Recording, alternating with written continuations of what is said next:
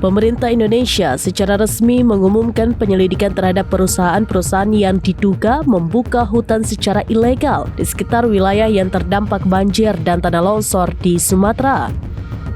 Mengutip laporan Reuters pada 5 Desember 2025, Menteri Kehutanan Raja Juli Antoni pada Kamis 5 Desember mengakui bahwa buruknya tata kelola hutan telah memperburuk bencana yang sejauh ini menewaskan 836 orang. Menteri Antoni menyatakan di DPR bahwa pemerintah berencana meninjau ulang tata kelola kehutanan, mempertimbangkan moratorium izin baru dan siap mencabut izin bagi para pelanggar. Senada dengan hal itu, Menteri Energi Bahlil Lahadalia mengisyaratkan pembatalan izin pertambangan jika terbukti ada pelanggaran aturan.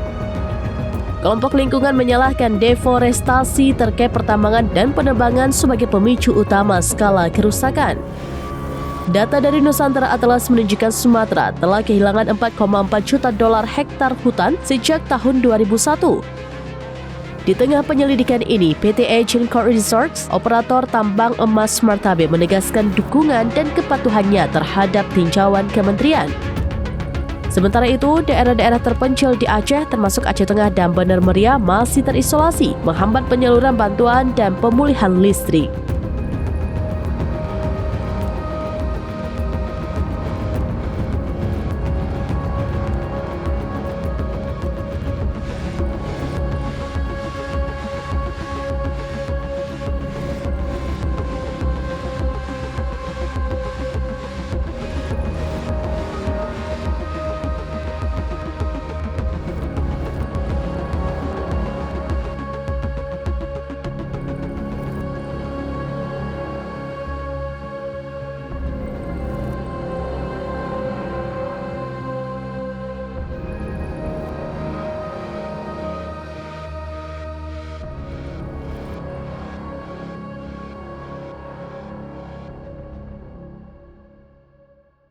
Download Tribun X sekarang, menghadirkan lokal menjadi Indonesia.